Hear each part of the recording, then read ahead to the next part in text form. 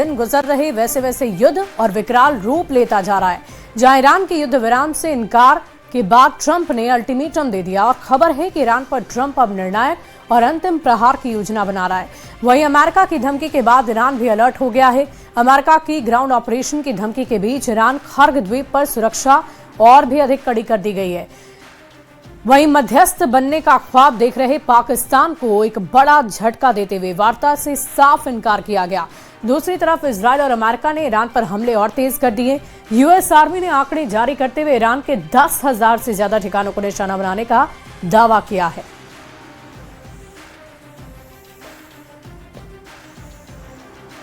और ये जंग सिर्फ गोली और मिसाइलों की नहीं, एल्गोरिदम की भी है। ईरान के खिलाफ अमेरिका इजरायल में एआई को एक ऐसा हथियार बनाया जो सोचने से भी तेज हमला करता है। शायद यही वजह थी कि ईरान को संभालने का कोई मौका नहीं मिला।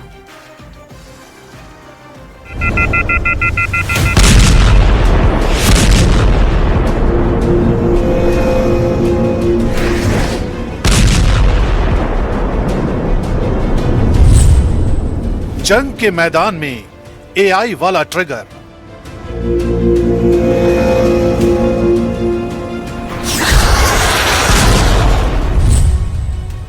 आर्टिफिशियल इंटेलिजेंस ने ईरान जंग को बनाया घातक।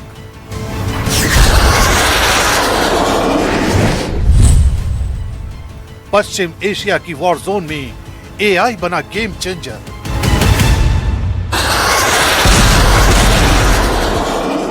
मिसाइल हमले,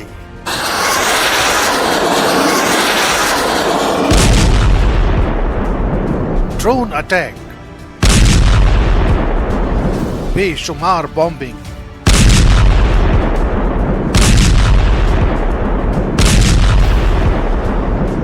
चंद घंटों में किसी भी शहर को कब्रिस्तान बना देने वाले हथियार। लेकिन ठहरिए, ईरान में जंग का यह मोर्चा पारंपरिक वॉरफेयर से अलग है, क्योंकि यहाँ ट्रिगर दबाने से पहले फैसला मशीन ले रही है।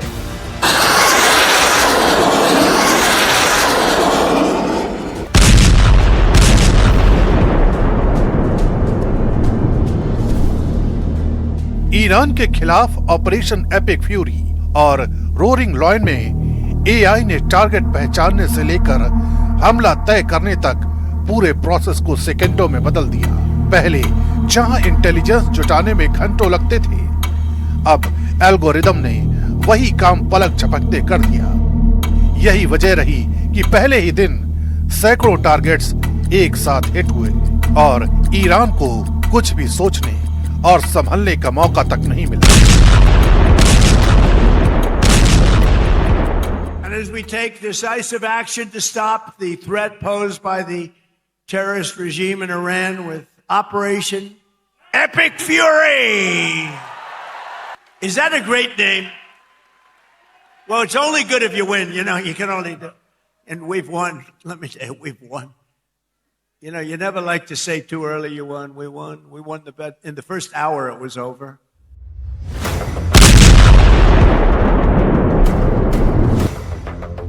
अट्ठाईस फरवरी की सुबह जब हमला शुरू हुआ, तब ये सिर्फ एयर स्ट्राइक नहीं थी, ये डेटा अटैक था। सैटेलाइट, ड्रोन और हर तरह की इंटेलिजेंस फीड, एआई ने सबको जोड़कर लाइव वॉर मैप बना दिया। उसी मैप पर टॉप लीडरशिप की लोकेशन लॉक और पहला वार सीधा वही हुआ, ईरान के सुप्रीम लीडर अली खामेनेई के ठिकाने पर, जहां वो अपने परिवार और कुछ बड़े अधिकारियों के साथ मीटिंग कर रहे थे।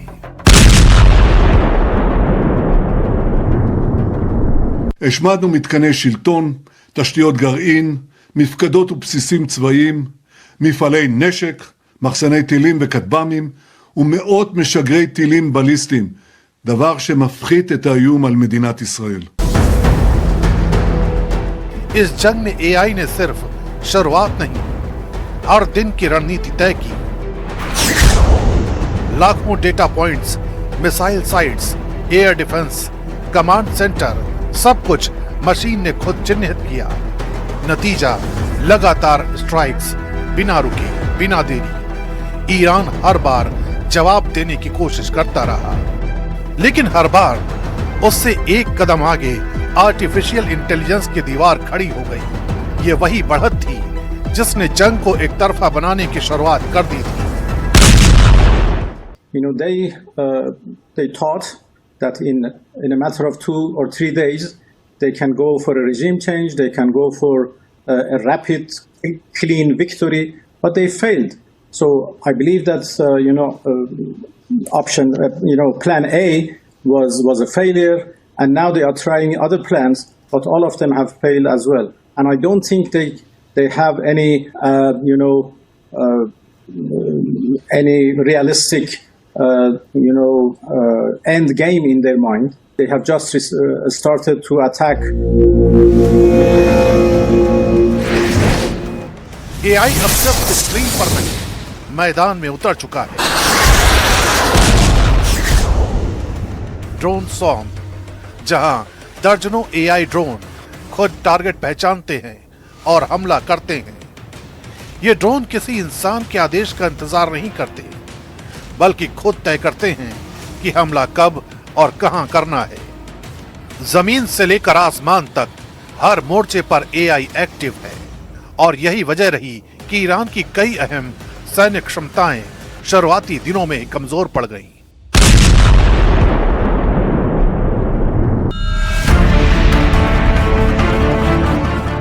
लेकिन इस जंग में तेजी की भी एक कीमत है। AI ने जंग को जितना सटीक बनाया, उतना ही खतरनाक भी। एक छोटी सी गलती और बड़ा नुकसान। नागरिक इलाकों में भी हमले हुए। सवाल उठे, क्या मशीनों पर भरोसा सही है? जानकार मानते हैं कि अभी अंतिम फैसला इंसान का है, लेकिन अगर ये कंट्रोल मशीनों के हाथ चला गया तो जंग सिर्फ तेज नहीं, बेकाबू हो जाएगी, और तब शायद किसी के पास रोकने का वक्त ही नहीं होगा। अमेरिका और इजराइल ने ईरान के खिलाफ इस जंग का आगाज तो कर दिया, लेकिन अब यही जंग उनके लिए चुनौती बनती नजर आ रही है। टॉप लीडरशिप को खत्म करने के बाद भी ईरान जिस तरह से लगातार एक्टिव है, वो ये साफ इशारा कर रहा है कि इस लड़ाई को आसान समझना एक बड़ी भूल हो सकती है।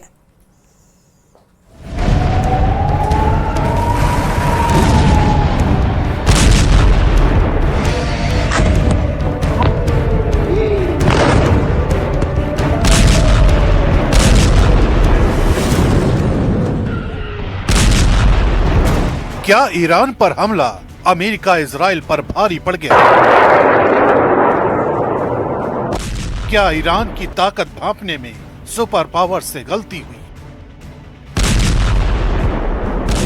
चुनौतियों के चक्रव्यूह में कैसे फंस गए अमेरिका इजराइल?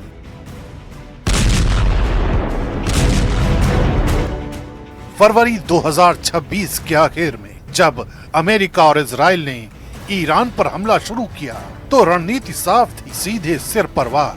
इसे कहा गया डीकैपिटेशन स्ट्राइक, यानी टॉप लीडरशिप को खत्म करके पूरे सिस्टम को बंद बना देना।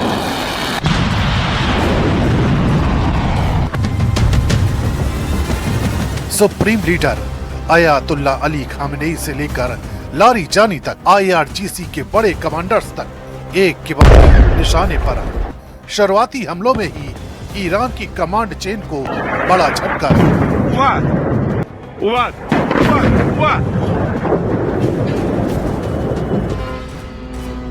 वॉशिंगटन और तेल अवीव को लगा कि ये जंग अब जल्दी खत्म हो जाएगी, लेकिन असली कहानी इसके बाद शुरू।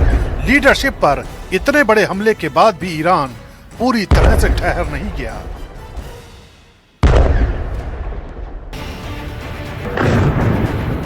इसके ठीक उलट मार्च के पहले हफ्ते से ही जवाबी कार्रवाई तेज हो गई। मिसाइल बैराज, एक के बाद एक ड्रोन हमले लगातार, और पहली बार सेजिल जैसी लंबी दूरी की बैलिस्टिक मिसाइल का इस्तेमाल।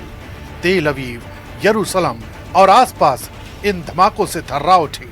ये सिर्फ जवाब नहीं था, ये एक संदेश था कि लीडरशिप खत्म होने के बाद भी ईरान की युद्ध क्षमता जिंदा है। जंग अब सिर्फ ईरान और इजराइल तक सीमित नहीं रही। इराक, बहरीन और खाड़ी के दूसरे हिस्सों में अमेरिकी ठिकानों पर हमले शुरू हो गए। समुद्र में जहाजों को निशाना बनाया गया, बिल्कुल 1980 के दशक के टैंकर वॉर की तरह। वहीं हिजबुल्लाह भी उत्तरी इजराइल पर रोजाना रॉकेट और ड्रोन से हमले कर रहा है। यही वजह है कि अमेरिका और इजराइल दोनों के लिए ये जंग आसान नहीं रही है, क्योंकि ये जंग अब सिर्फ एक फ्रंट की लड़ाई नहीं रही, बल्कि मल्टी फ्रंट की जंग बन चुकी है और हर मोर्चे पर दबाव बढ़ चुका है।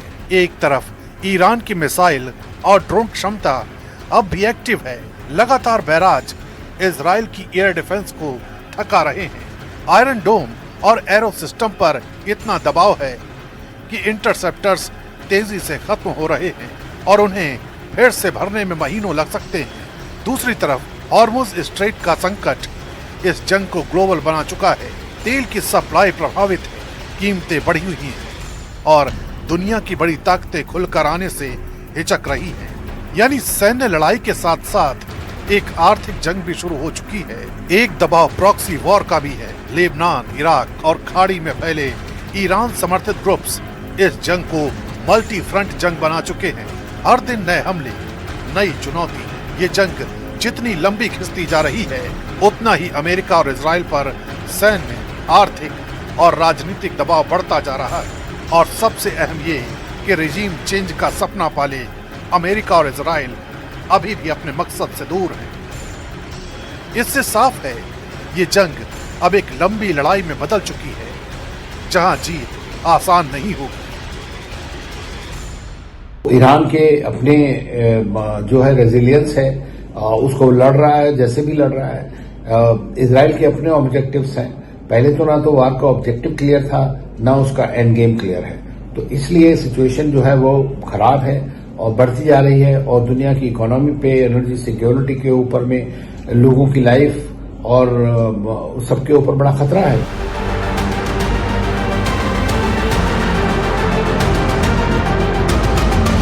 नौबत ये आ चुकी है कि ये जंग अब सिर्फ सैन्य टकराव नहीं रही, बल्कि पूरे पश्चिम एशिया को अपने चपेट में ले रही है। अमेरिकी सैनिकों को नुकसान, क्षेत्रीय तनाव चरम पर और हर दिन नए एस्केलेशन का खतरा।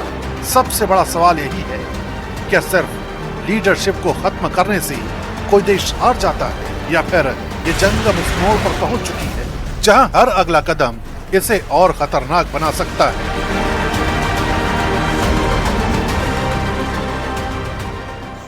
और देखिए, जंग के बीच इजराइल में सैनिकों की भारी कमी नजर आई। इजरायली सेना में 15,000 सैनिकों की कमी का अलर्ट है।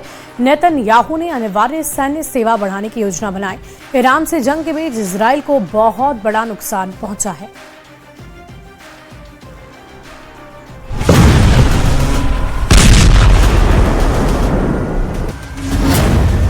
क्या युद्ध में थक गई इजरायली सेना? ट्रिपल फ्रंट पर चैलेंज भारी पड़ गया। युद्ध के बीच आईडीएफ का रेड फ्लैग। आईडीएफ यानी इजराइल डिफेंस फोर्सेस दुनिया की वो सैन्य ताकत जिसने युद्ध के मैदान में कभी हार का मुंह नहीं देखा। दुश्मन के खिलाफ काल का दूसरा नाम बन चुकी है आईडीएफ। लेकिन क्या ईरान के खिलाफ युद्ध में आईडीएफ के पसीने छूट रहे हैं? ये सवाल इसलिए उठ रहे हैं क्योंकि ईरान से जंग के बीच आईडीएफ के प्रमुख ने 10 रेड फ्लैग दिखा दिया है। 10 रेड फ्लैग मतलब युद्ध के बीच आईडीएफ के लिए खतरे की 10 घंटी यानी इमरजेंसी संकेत। इजरायली डिफेंस फोर्सेस के chief of staff lieutenant general Eyal Zamir ने कहा है कि आईडीएफ में सैनिकों की भारी कमी है, जिसके चलते सेना कभी भी कमजोर होकर टूट सकती है। सेना की तैयारियों पर बहुत गंभीर खतरा मंडरा रहा है। इजराइल की सेना पहले गाजा के साथ ऑपरेशन में लगी थी, उसके बाद आईडीएफ ईरान के खिलाफ जंग में कूदी और इस जंग के बीच तीसरा मोर्चा खुला लेबनान में, जहां आईडीएफ ने हिजबुल्लाह के सफाई के लिए ग्राउंड ऑपरेशन शुरू कर दिए हैं। और इन 3 मोर्चों के बीच अब आईडीएफ में सैनिकों की कमी महसूस होने लगी है।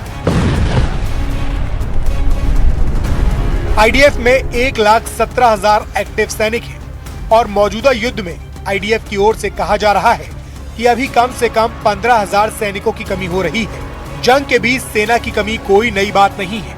यूक्रेन और रूस के युद्ध के बीच भी पुतिन और जेलेंस्की के खेमे में सैनिकों की भारी कमी हुई थी। लेकिन जंग के बीच सार्वजनिक तौर पर आईडीएफ चीफ का रेड फ्लैग रेज करना बेहद चौंकाने वाला है। हालांकि मुमकिन ये भी है कि ऐसे रेड फ्लैग रेज करना इजराइल की कोई रणनीति भी हो सकती है, ताकि ईरान को ये लगे कि इजराइल कमजोर हो गया है और वो इजराइल को हल्के में लेने की गलती कर बैठे।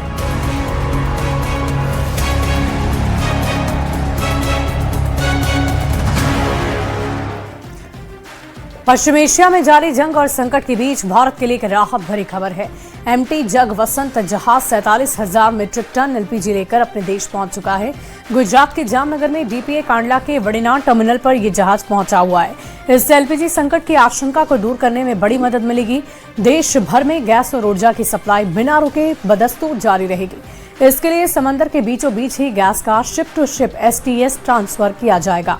दीनदयाल पोर्ट अथॉरिटी कांडला की ओर से एक वीडियो भी जारी हुआ है, जिसमें आप खुद देख सकते हैं कैसे वैश्विक संकट के बीच भारत अपनी ऊर्जा जरूरतों को पूरा करने में दिन रात लगा है।